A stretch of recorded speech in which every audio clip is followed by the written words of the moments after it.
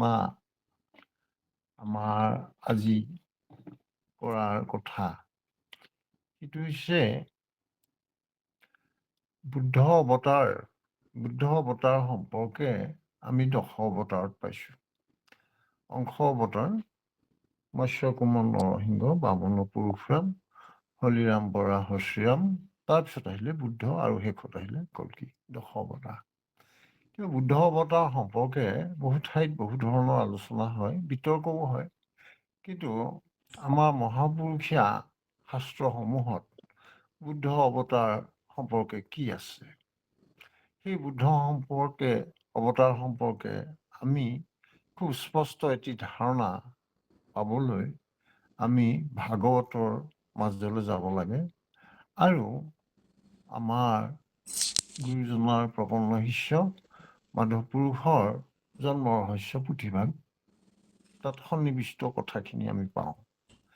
যি নহওক, বুদ্ধ অৱতাৰ সম্পৰ্কত জানিবলৈ আমি সেইকাৰণে এই দুইটা কথা, বুদ্ধ অৱতাৰ যদি বিষয়টো জানিব লাগে, তেতিয়াহ'লে আমাৰ জন্ম ৰহস্য শাস্ত্ৰভাগৰ যিখিনি উদ্ধৃতি কথা তাত উল্লেখ আছে, সেই কথাখিনি আমি জানিব লাগিব।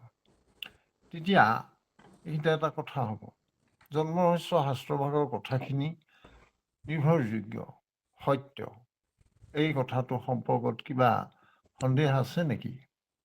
তেতিয়া আমি প্ৰথমে চাব লাগিব মাধৱ পুৰুষ এই শাস্ত্ৰৰ আচলতে তেওঁ মূল এই জন্ম ৰহস্য নামৰ অসমীয়া পুথিখনৰ তেওঁ স্ৰষ্টা। ইয়াতে গোটেই কথাখিনি পাতোতে গুৰুজনাৰ সন্মতি, গুৰুজনাই এই পুথিভাগ তেওঁ নিজে পাঠ কৰি চাইছেনে?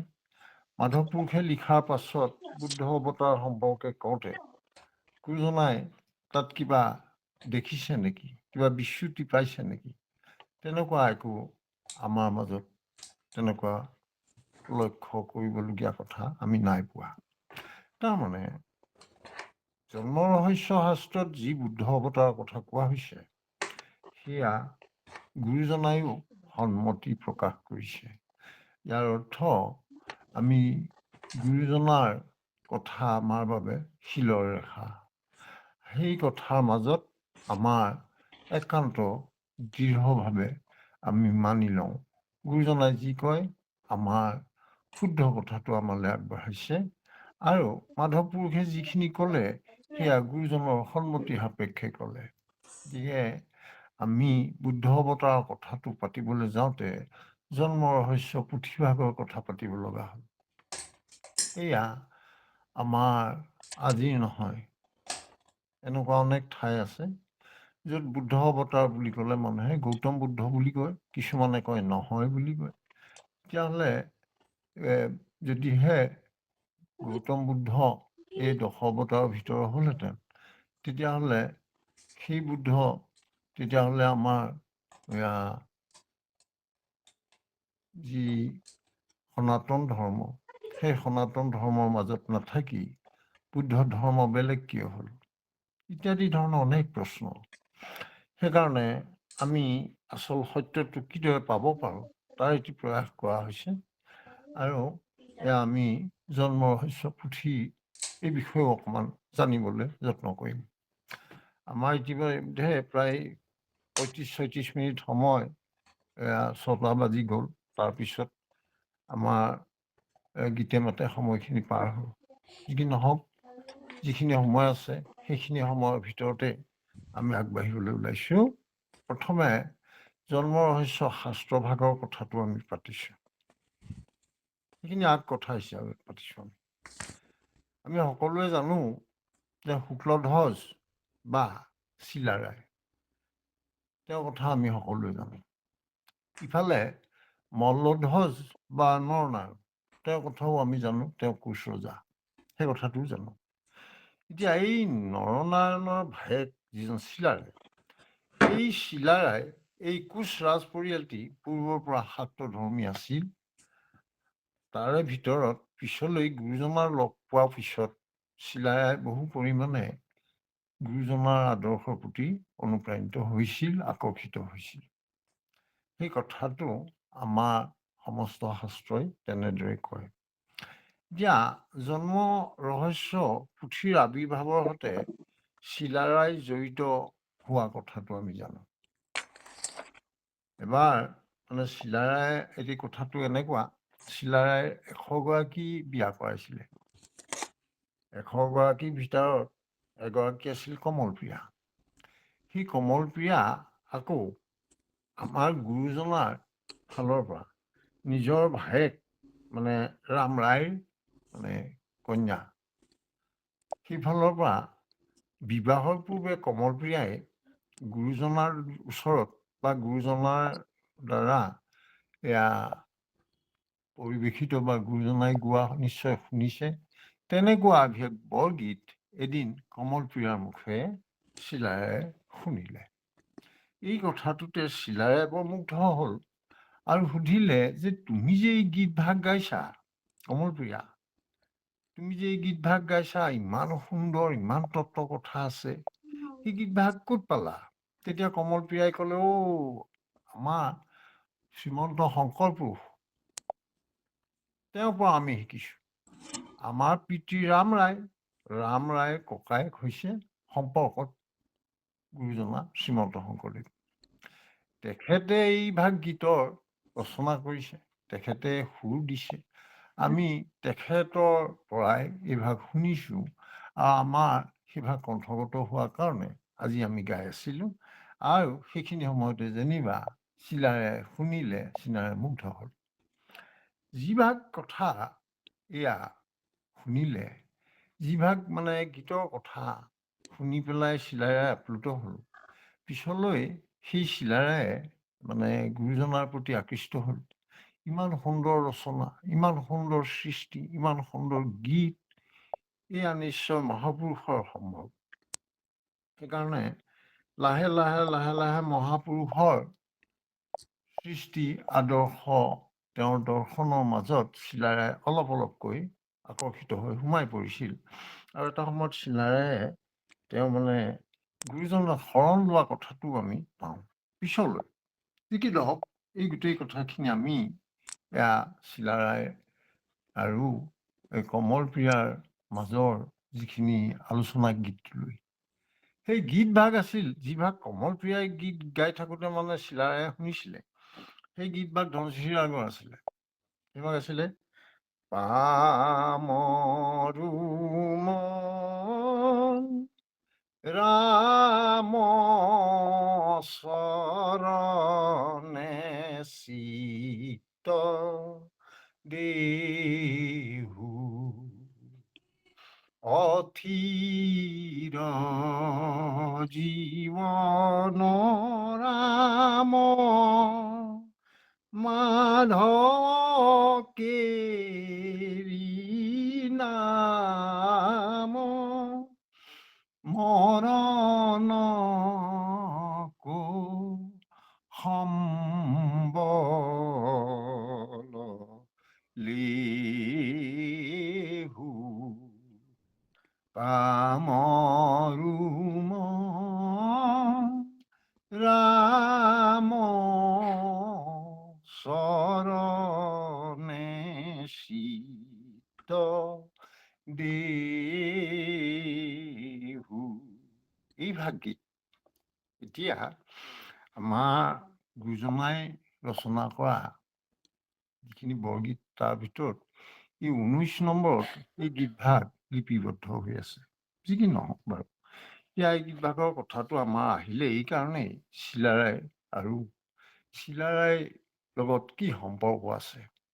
এবাৰ এইখিনিতে মানে চিলাৰায়ে এখন সংস্কৃত শাস্ত্ৰ, সংস্কৃতত লিখা শাস্ত্ৰ এখন আনি আমাক গুৰুজনাৰ হাতত দি পেলাই কলে, বোলে বাপ, আমাৰ মাদৈসকলে এয়া বুজিব পৰাকৈ সুন্দৰকৈ তুমি পাঠান্তৰ কৰি দিব লাগে, যাতে এয়া সংস্কৃত ভাষাত লিখা আছে, কিন্তু এই ভাগৰ পাঠান্তৰ কৰি দিলেহে আমাৰ মাদৈসকলে বৰ আনন্দ পাব, তেওঁলোকেও পঢ়িব। গতিকে বাপ, তুমি এইখিনি আমাক কৃপা কৰা এই পুথিভাগ অনুবাদ কৰি দিয়া। সেই অনুবাদ কৰিবলৈ দিয়া পুথিভাগ গুৰুজনাই লৈ পেলাই তেওঁ নিজে অনুবাদ নকৰি পেলাই মাধৱ পুৰুষৰ হাতত দিলে। বোলে বৰাপু এই ভাগ তুমি অনুবাদ কৰি দিব লাগে। তেতিয়া মাধৱ পুৰুষে কি কৰিলে, হাতত ল'লে আৰু লৈ পেলাই 2টা খণ্ডত সেই সংস্কৃত শাস্ত্ৰভাগক 2টা খণ্ডত অনুবাদ কৰিলে। এটা খণ্ডত 300 পদ, ইটো খণ্ডত 300 পদ, মুঠতে 600 পদত এয়া শাস্ত্ৰ অনুবাদ কৰিলে। পিছলে সেইখন অনুদিত শাস্ত্ৰভাগ আনি পেলাই গুৰুজনাক দিলে। মাধৱ পুৰুষৰ হাতৰ পৰা অনুদিত এই অনুদিত শাস্ত্ৰখিনি পাই গুৰুজনাই চাই পেলাই গোটেইখিনি পঢ়ি ক'লে যে বৰাপু এয়া আচলতে বৰ দীঘল হৈছে, তুমি অলপ হ্ৰস্ব কৰিব লাগিব, অলপ চুটি চমুকে লিখিব লাগিব। তেতিয়া এইবাৰ মাধৱ পুৰুষে এটা খণ্ড কৰিলে, 2টা খণ্ড নকৰি এটা খণ্ড কৰিলে আৰু 272টা পদত সম্পূৰ্ণ অনুবাদ সম্পন্ন কৰিলে। ইয়াকে লৈ পেলাই যেতিয়া দ্বিতীয়বাৰ মাধৱ পুৰুষে গুৰুজনাৰ হাতত দিলে, গুৰুজনাই সেয়া চাই পেলাই গুৰুজনাই সন্তুষ্টি প্ৰকাশ কৰিলে আৰু সেই সন্তুষ্টি প্ৰকাশ কৰি এই পুথিভাগ তেওঁ হাতত ল'লে আৰু লৈ চিলাৰায়ৰ হাতত দিলে। চিলাৰায়ে গম পালে এই ভাগ পুথি সুন্দৰভাৱে অনুদিত হৈছে। এই পুথিভাগ মাধৱ পুৰুষে ৰচনা কৰিলে, অনুদিত কৰিলে। গুৰুজনাই তাক 2বাৰ পৰীক্ষা কৰিলে আৰু গুৰুজনাৰ চকু ফুৰোৱাৰ পাছত সেই পুথিভাগ সন্মতি প্ৰকাশ কৰিলে গুৰুজনাই। এই পুথিভাগকে এতিয়া আমাৰ এই মহাপুৰুষ মাধৱদেৱ বাক্যামৃত শাস্ত্ৰখনত আমাৰ সন্নিৱিষ্ট হৈ আছে জন্ম ৰহস্য বুলি পেলাই। জন্ম ৰহস্যৰ যিটো আৰম্ভণিৰ সৃষ্টি কাহিনীটো আমি আগবঢ়ালোঁ। এইকাৰণে কৈছোঁ যে জন্ম ৰহস্যত যিমানবোৰ কথা শাস্ত্ৰখনিত সোমোৱা আছে, মাধৱ পুৰুষে লিখিছে, তেওঁ শুদ্ধকে নিশ্চয় লিখিছে আৰু সেয়া যিখিনি তাৰ ভিতৰত অন্তৰ্নিহিত কথা লিপিবদ্ধ হ'ল, সেই গোটেই কথাখিনি গুৰুজনাই সেয়া চকু ফুৰাইছে আৰু গুৰুজনাৰ সন্মতি সাপেক্ষে সেয়া সম্পন্ন হ'ল বুলি পেলাই লৈ পুথিভাগ চিলাৰায়ক জমা দিছে। ইয়াৰ অৰ্থটো এইটোৱেই, জন্ম ৰহস্য শাস্ত্ৰৰ কথাখিনি গুৰুজনাৰ সন্মতি আছে। গুৰুজনাই ইয়াত কোনো আপত্তিজনক একো দেখা নাই। মাধৱ পুৰুষে প্ৰপন্ন শিষ্য হিচাপে গুৰু আদৰ্শ ৰক্ষা কৰি সমস্ত তত্ত্ব কথা ইয়াত লিখিছে। এতিয়া এই কথাখিনি আমি কোৱাৰ এটাই কাৰণ যে বুদ্ধ অৱতাৰৰ কথা কওঁতে আমি এটা কথা প্ৰশ্নৰ সন্মুখীন হ'বলগীয়া হ'ব পাৰে যে আপুনি যিটো কথা পাতিছে সেয়া জন্ম ৰহস্যৰ ওপৰত পাতিছে। জন্ম ৰহস্যৰ কথা, জন্ম ৰহস্য শাস্ত্ৰ কিমানখিনি প্ৰত্যয়জনক, তেতিয়া আমি সেয়া মাধৱ পুৰুষৰ লিখনি, ইয়াত আমাৰ সন্দেহ কৰিবলগীয়া একো নাই। তাতোকৈ ডাঙৰ কথা সেয়া গুৰুজনাই নিজে 2বাৰকৈ চকু ফুৰাইছে আৰু তাৰ পাছত লিপিবদ্ধ কথাখিনি সম্পূৰ্ণৰূপে জন্ম ৰহস্য পুথি নামে সেয়া প্ৰকাশিত হ'ব পৰাকৈ চিলাৰায়ৰ হাতত জমা দিছে। এতিয়া এই জন্ম ৰহস্য শাস্ত্ৰৰ সম্পৰ্কত আৰম্ভণি কথাখিনি পালোঁ। ইয়াত থকা কথাখিনি আমি অমত হ'বলগীয়া নাই, যিটো কাৰণে আমাৰ এই কথাখিনি পাতিলোঁ। দ্বিতীয় কথা, এতিয়া মাধৱ পুৰুষে এই জন্ম ৰহস্য শাস্ত্ৰখন লিখিবলৈ লওঁতে কৈছে, শ্ৰীমন্ত শংকৰ সৰ্বগুণাকৰ সাক্ষাতে কৃষ্ণৰ অংশ, দৈৱকী তনয় যিটো কৃপাময় উধাৰিলা যদু বংশ, তাহাৰ চৰণে লয়া অনুমতি প্ৰণতি কৰি সৰ্বথা, মূৰ্খ মাধৱ দাসে বিৰচিল জন্ম ৰহস্যৰ কথা। ইয়াতে মাধৱ পুৰুষে গুৰুজনাৰ চৰণলৈ সেৱা জনাই জন্ম ৰহস্য সৃষ্টিৰ কথাখিনি এনেকে কৈছে। আকৌ কৈছে পাতনিতে, কৃষ্ণৰ জন্মৰ কথা অমৃত পৰম, শুনাই কচিত মনে পৰিয়া নিজম, কলিযুগে আৰু আতপৰে গতি নাই, সমস্ত শাস্ত্ৰৰ ইখে মুখ্য অভিপ্ৰায়, স্বভাৱে কলিৰ লোক ভৈল দুৰাচাৰ, পাতকীৰ ধৰ্মে কৰ্মে নাহি অধিকাৰ, ৰাম নাম দুগুটি অক্ষৰ যিটো গাৱে, কলিযুগে শিখে মহাসুখে মুখ পাৱে, হেন জানি শুনা পাপ কৰিয়া উচাদ, জন্ম ৰহস্যৰ কথা কৃষ্ণ নাৰদ সংবাদ। নাৰদ আৰু কৃষ্ণৰ মাজৰ কথোপকথনৰ জৰিয়তে এই জন্ম ৰহস্য শাস্ত্ৰ সম্পন্ন হৈছে। এতিয়া এয়া থুলমূলকৈ শাস্ত্ৰভাগীৰ কথাখিনি এনেকুৱা। এতিয়া শেষৰ ফালে এটা কথা ক'লে, কৃষ্ণ নাৰদ সংবাদ। এই কৃষ্ণ নাৰদৰ সংবাদটো মানে কেনেকুৱাকে হ'ল কথাটো সেইটো চাব লাগিব। মানে কথাটো এনেকুৱা, কৃষ্ণ নাৰদৰ সংবাদটো এবাৰ মানে প্ৰলয় ইতিমধ্যে প্ৰলয় হৈ গ'ল, আৰু প্ৰলয় কালৰ কথাৰে পুথিভাগ আৰম্ভ হৈছে।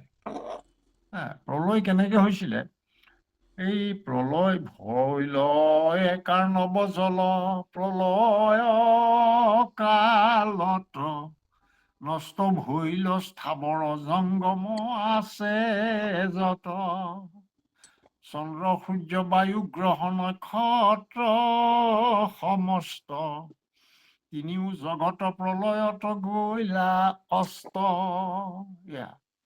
এতিয়া প্ৰভুৰ বিশ্ৰামৰ সময়, নিজ ঐশ্বৰ্যক হৰি কৰিয়া প্ৰকাশ, সমস্ত জীৱক দিলা উদৰতে বাস, জগত সংহৰি হৰি কৰি মহালীলা, অনন্ত সজ্জাত হৰিয়ে কলে ৰহিলা। জন্ম ৰহস্য শাস্ত্ৰৰ কিদৰে কৃষ্ণ নাৰদৰ এই সংবাদৰ উদ্ধৃতি আৰম্ভ হৈছে। এতিয়া মানে ইতিমধ্যে প্ৰলয় হ'ল, প্ৰলয়ৰ পিছত প্ৰভু কৃষ্ণই উদৰত সমস্ত শুদ্ধ জীৱ সেইসকলকে বাস কৰাই নিজে এই অনন্ত সজ্জাত তেওঁ মহালীলা সম্পন্ন কৰি পেলাই এতিয়া তেওঁ এই বিশ্ৰাম কৰি আছে। এইখিনি সময়তে কথা এটা হ'ল, এই আকাশ মাৰ্গত ফুৰন্ত নাৰদ ওপৰেদি আকাশ মাৰ্গত গৈ আছে। এতিয়া প্ৰশ্ন এটা হয়, বোলে গোটেইখন তল গ'ল, সমস্ত প্ৰলয়ত নাশ হ'ল, নাৰদ কেনেকে থাকিলে? আচলতে তিনি তলুক হৈছে বিনাশ, কিন্তু নাৰদৰ অবাধ গতি, নাৰদৰ বিনাশ নাই। সেইকাৰণে নাৰদে তেওঁ বৈকুণ্ঠতো ফুৰিছে, স্বৰ্গতো ফুৰিছে, ক'ত ফুৰিছে নাৰদৰ কোনো ঠিক নাই। এই নাৰদে তেতিয়া দেখিলে, নাৰদক মানে প্ৰলয়ৰ দুখে নোচোৱে বুলি কৈ থোৱা আছে আমাৰ ভাগৱত। সেইকাৰণে এনেকে আছে, বোলে নোচোয় তাক প্ৰলয়ৰ একো দুখে, মিলিলা তহিতা সি পৰম সন্তোষে। প্ৰভু কৃষ্ণ জিৰণি লৈ থাকোতে ওপৰেদি আকাশেদি নাৰদ গৈ আছে, বোলে দেখিলে নহয়, বোলে প্ৰভু কৃষ্ণই দেখোন অনন্ত সজ্জাত এয়া এনেকৈ বিশ্ৰাম লৈ আছে। আৰু লগে লগে প্ৰভুৰ কাষ চাপি আহি পেলাই চৰণত প্ৰণাম জনালেহি নাৰদে। নাৰদে আহিয়েই প্ৰশ্ন কৰিছে, বোলে দয়া কৰি প্ৰলয় পাছত তুমি যে এতিয়া পুনৰ আকৌ সৃষ্টি কৰিবা নহয় জানো? বোলে হয়, মই আকৌ সৃষ্টি কৰিম। তেতিয়াহ'লে সেই পৰিকল্পনা কি? তুমি যে সৃষ্টি কৰিবা এতিয়া নতুনকে আকৌ প্ৰলয়ৰ পিছত আকৌ সৃষ্টি কৰিবা, তেতিয়াহ'লে সেইটো পৰিকল্পনা সম্পৰ্কে মোক জনাবা নেকি? নাৰদে কৃষ্ণক সুধিছে। তেতিয়া উপযুক্ত শ্ৰোতা পোৱাৰ বাবে প্ৰভু কৃষ্ণই তেওঁৰ অৱতাৰসমূহ ক'বলৈ ধৰিলে। কি ক'ব ধৰিলে? মৎস্য, কুৰ্ম, নৰসিংহ, বামন, পৰশুৰাম আদি অংশ অৱতাৰসমূহ চমুকৈ এইবাৰ দ্বাপৰত আকৌ সগুণ হাকাৰ কৃষ্ণৰ কথা, এই গোটেইখিনি কথা ক'লে। 125 বছৰীয়া লীলা প্ৰভু ভগৱন্তই দ্বাপৰত আহি থাকিব, সেইবোৰ পৰিকল্পনাও ক'লে। তাৰপিছত আৰু ক'লে, এয়া তেওঁ যে 125 বছৰ আহি শ্ৰীকৃষ্ণ হিচাপে সগুণ হাকাৰ ৰূপ লৈ দ্বাপৰত থাকিবহি, সেই লীলাৰ মাজত তেওঁ প্ৰথমে কি কৰিব? একেবাৰে গকুল লীলা কৰিব, মথুৰা লীলা কৰিব, তাৰপিছত গৈ পেলাই তেওঁ দ্বাৰকা লীলা কৰিব, কুৰুক্ষেত্ৰ কিবা কিবি গোটেইখন ঘূৰি ফুৰিব। 125 বছৰ প্ৰভু কৃষ্ণই সংসাৰত থাকিব। তাৰপিছতো সেইখিনি হোৱাৰ পাছতো তেওঁ এতিয়া বুদ্ধ অৱতাৰ দ্বাপৰত, মানে দ্বাপৰ শেষ হ'ব, প্ৰভু কৃষ্ণ বৈকুণ্ঠ প্ৰয়াণ হ'ব। এতিয়া এই বুদ্ধ অৱতাৰ সৃষ্টি হ'ব। এই বুদ্ধ অৱতাৰ সৃষ্টি হোৱা কথাটো এতিয়া আমাৰ জন্ম ৰহস্য শাস্ত্ৰত কিদৰে প্ৰভু কৃষ্ণই নাৰদক কৈছে, সেই কথাটো এতিয়া আমাৰ পাতিব লাগিব।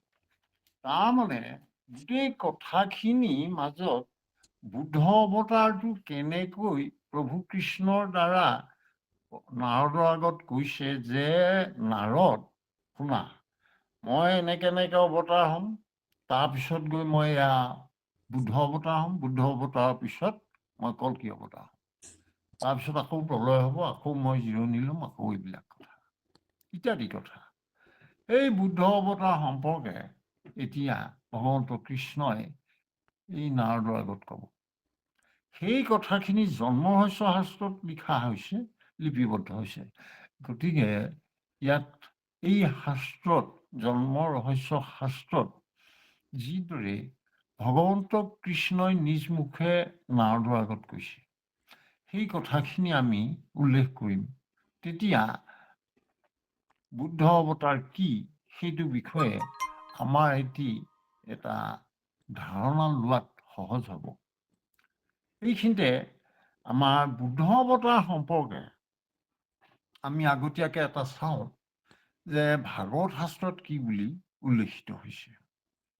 যে কীৰ্তন শাস্ত্ৰ, ভাগৱত শাস্ত্ৰ এইবিলাকত আমাৰ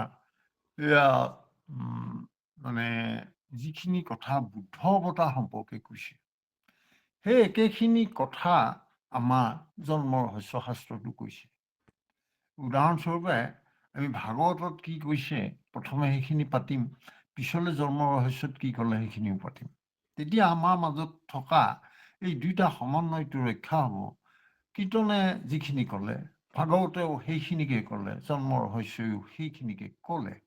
অৰ্থাৎ ইয়াত এই তিনি শাস্ত্ৰৰ মাজত কোনো বুদ্ধ অৱতাৰ সম্পৰ্কে বিশেষ বিতৰ্ক কথাটো তাত নাহে।